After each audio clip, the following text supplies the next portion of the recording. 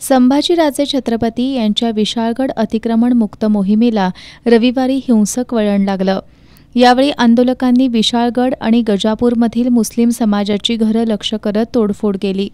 यामध्ये घरं, दुकान आणि मशिदीचं नुकसान झालंय। या हिंसक आंदोलनाचा कोल्हापुरातील मुस्लिम समाजानं तीव्र निषेध केलाय। गजापूर इथं चिथावणीखोर घोषणाबाजी करून धार्मिक तणाव निर्माण करणाऱ्या आणि दंगल घडवून आणणाऱ्यांवर पोलिसांनी तात्काळ गुन्हे दाखल करावेत अशी मागणी मुस्लिम समाजानं केली आहे। निवासी उपजिल्हाधिकारी संजय तेली यांना या मागणीचं निवेदन देण्यात आलं। MIMचे महेश कांबळे आणि मुस्लिम बोर्डिंगचे कादर मलबारी यांनी हिंसक आंदोलनाचा निषेध केलाय। अतिक्रमणाच्या नावावर मुस्लिम समाजाला टार्गेट करून तिथं तोडफोड करण्यात आली।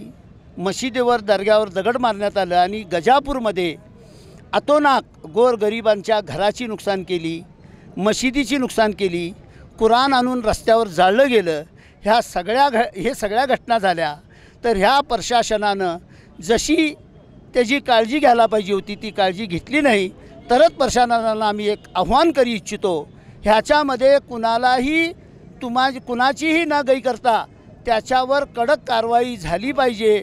परत आपल्या कोल्हापुरामध्ये असला कुठलाही प्रकार होता कामा नाही। छत्रपती संभाजी महाराज आज एवढ्या विरोधात मुस्लिम समाजाच्या कशासाठी चाललेत ह्याचा अभ्यास करण्याची आज वेळ आलेली आहे। कारण जर मताचं ध्रुवीकरण करण्याचा हेतू यांचा असेल, हितून त्यांना आमदार व्हायचं असेल, अशा पद्धतीची परिस्थिती ते निर्माण करतायत। आज मला एक सांगायचं आहे, भारत देश अजूनही संविधानावर चालतो। भारत देशामध्ये बाबासाहेबांनी लिहिलेलं संविधानच चालतं। पण छत्रपती संभाजी महाराजांना इतकी घाई का झाली होती? सध्या मोहरमचा काळ सुरू आहे, मुस्लिम समाजामध्ये पंजे बसवले जातात। मग यांना या कोल्हापूर जिल्ह्यात महाराष्ट्रामध्ये दंगल घडवायची आहे का? यावेळी गणी आजरेकर, रियाज सुभेदार, तौफिक मुल्लाणी, मुस्ताक मलबारी, झाकीर कुरणे, इलियास कुन्नुरे, अफजल पीरजादे, इर्शाद बंडवल यांच्यासह मुस्लिम समाज बांधव मोठ्या संख्येने उपस्थित होते।